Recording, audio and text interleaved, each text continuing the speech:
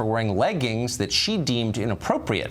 The airline says the girls were flying for free because they were relatives of an employee and therefore had to abide by a dress code, but that did not stop the ridicule online. Chrissy Teigen tweeted this: "I've flown United before with literally no pants on, just a top as a dress. Next time I will wear only jeans and a scarf." Tammy Bruce is a New York radio show host. Caroline Heldman is a political science professor at Occidental College in California. Both join us tonight. Caroline, first to you. So what I find hilarious about the story, I have to say, is that it was a female gate agent who told these girls what they could wear. It wasn't sexism at work. It was, as it always is, a woman enforcing aesthetic mores on other females. I don't think there's a man in America who would complain about leggings. So how is this sexism? It may be wrong, but why is it sexism? Well, Tucker, I think you're perpetuating a myth that women can't be sexist. Of course we can. And this is a sexist policy. It's one that really only applies to girls and women. And in this case was used to sexualize some girls in their early teens, which is ridiculous. But I think it's a myth to think that women can't enforce sexism. If women didn't enforce sexism, it would probably have a better chance of disappearing. Yeah, well, you should tell them that. So, I mean, Tammy, I like leggings. I would never, be involved in this personally, but these were not conventional passengers. They were flying free. They're relatives of employees. And right. So the principal question is, do companies have a right to enforce a dress code on their employees or people who are benefiting from their services? Do they? Yeah, and look, well, they do. I think we all do. Look, we have standards for our own home. I think my opposition here and everyone listening would have a standard about who they allow in their home. And even if, like, let's say you're at home and you're working, you can work and have lunch in your pajamas. But if you are invited to lunch at your boss's house, you wouldn't wear your pajamas. So we have standards at various levels. And let me just say, leggings, it's not even really about sexism. Leggings are effectively glorified. You know men who wear leggings? I didn't interrupt you. Just a minute. Leggings are glorified long underwear. And this is about standards. And this is what I think most Americans see. They were guests of the airline with free tickets. And there's a standard that is to be had. And look, shorts were allowed. You could wear shorts. It's not about how you look.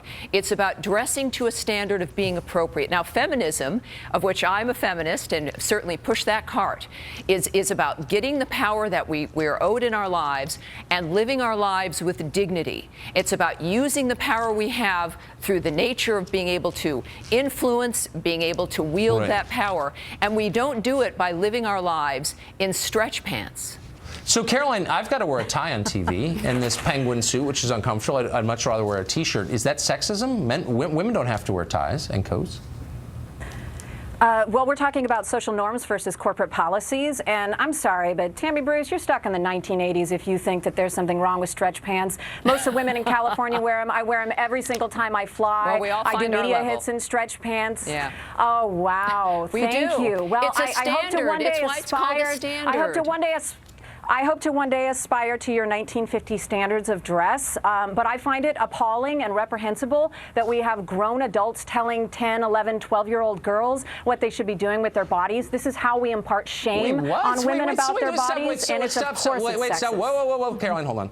Since you were a college professor, I believe, I'm going to hold you just to some standard of logic here.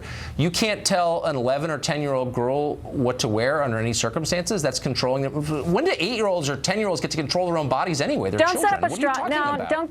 Sorry, Tucker. Don't set up a straw man. I didn't make that argument. What I said is that corporate policies. No, I said that corporate policies shouldn't be established, and adults should not be enforcing that on the children of strangers.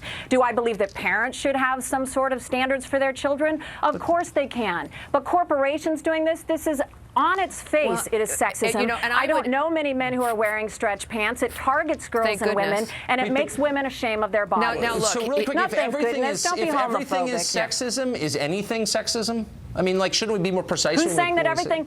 I'm sorry. Are we not making a logical argument here? We're talking about a dress code enforced by a corporation sexualizing girls. Yeah, look. Here's what it is. When you're setting up children and you're sending a message that our appearance matters, that the standard is not just for ourselves but for the people around us, it exhibits some level of respect. So children who are taught to have respect for their environment, for themselves, are going to have a much easier time at being able to influence their environment than children who are taught that there are no standards. Now, when you're a guest in someone else's home, that is also where their standards matter. If you're going to accept a free ticket on United or any other airline or go into someone else's home for dinner, you should care about what those standards are. Basic common sense, basic behavior when it comes to a civilized society. All right. Thanks to you both. I appreciate it. Thanks. Up next, do you think racism is dead in America? Well, it's not. We'll bring in the